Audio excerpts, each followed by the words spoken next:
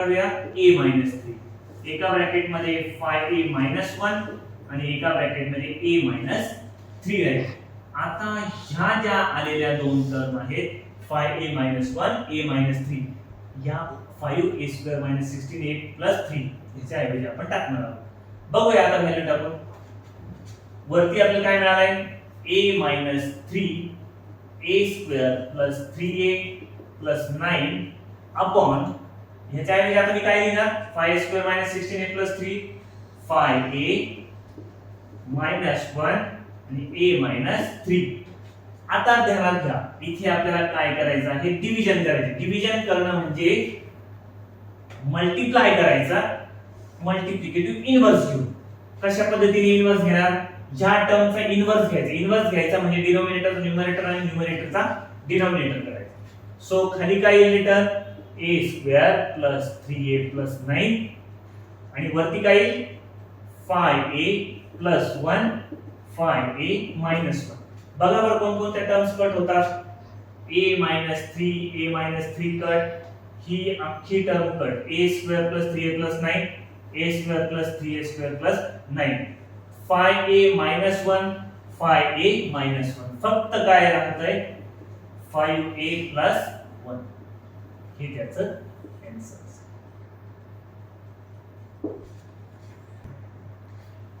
आठवा क्वेश्चन आहे 1 minus 2x plus x square upon 1 minus x cube into 1 plus x square upon 1 plus x. आता इथे काय करणार बघा ह्याचे फॅक्टर काढून घेणार.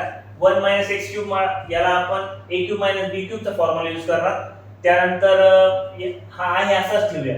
इथे आपल्याला काहीतरी मिळेल त्यातनं प्लस 1 प्लस x आहे तसं. आता पहिल्याचे फॅक्टर आपण एकदा काढून घेऊया. 1 minus 2x plus x square याचे फॅक्टर आपल्याला काढायचे.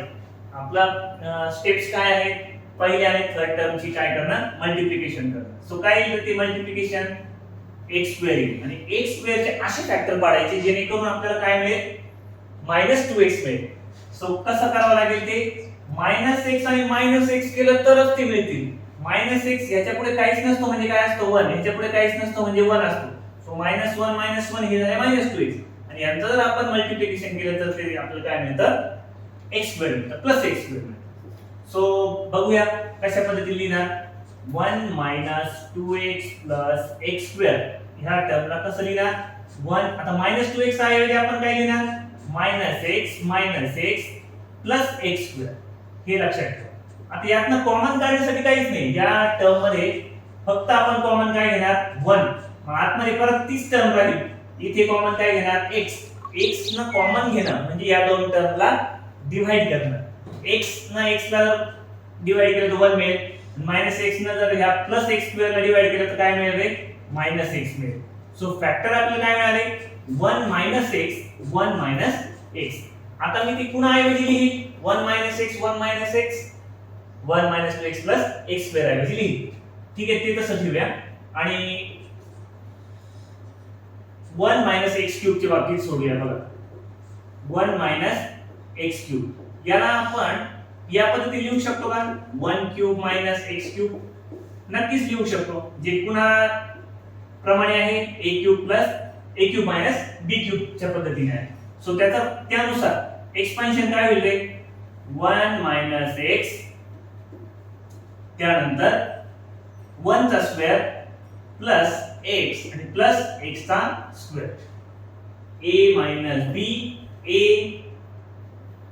त्यानंतर plus a square plus ab plus b a b a square plus ab plus b square. ab म्हणजे 1 a म्हणजे 1 x म्हणजे परत x च राहणार. सो आपल्याला काय मिळतं रे 1 x in bracket 1 x square. आता हे मी पुन्हा ऐवजी टाकणार 1 x क्यूब ऐवजी टाकणार. ज्या व्हॅल्यू टाकायच्या त्या मी स्क्वेअर ब्रॅकेट मध्ये दिल्या आहेत बघा. त्यानंतर आहे त्या व्हॅल्यू आपण लिहून घेऊया. काय करणार मी 1 2x x स्क्वेअर ऐवजी आता काय लिहिणार 1 x आणि पुढे 1 x. खाली 1 x क्यूब ऐवजी आता मी काय लिहिणार 1 x 1 x x चा स्क्वेअर इनटू 1 x स्क्वेअर आहे तसेच आणि 1 x आहे तसंच. बघा कोणकोणत्या टर्म्स कट होतात 1 plus X sorry 1 minus X 1 minus X ही एक टर्म कट होईल. त्यानंतर ही पूर्ण term 1 plus X square 1 plus X square आणि राहिलं काय फक्त 1 minus X upon 1 plus X हे त्याचं आन्सर.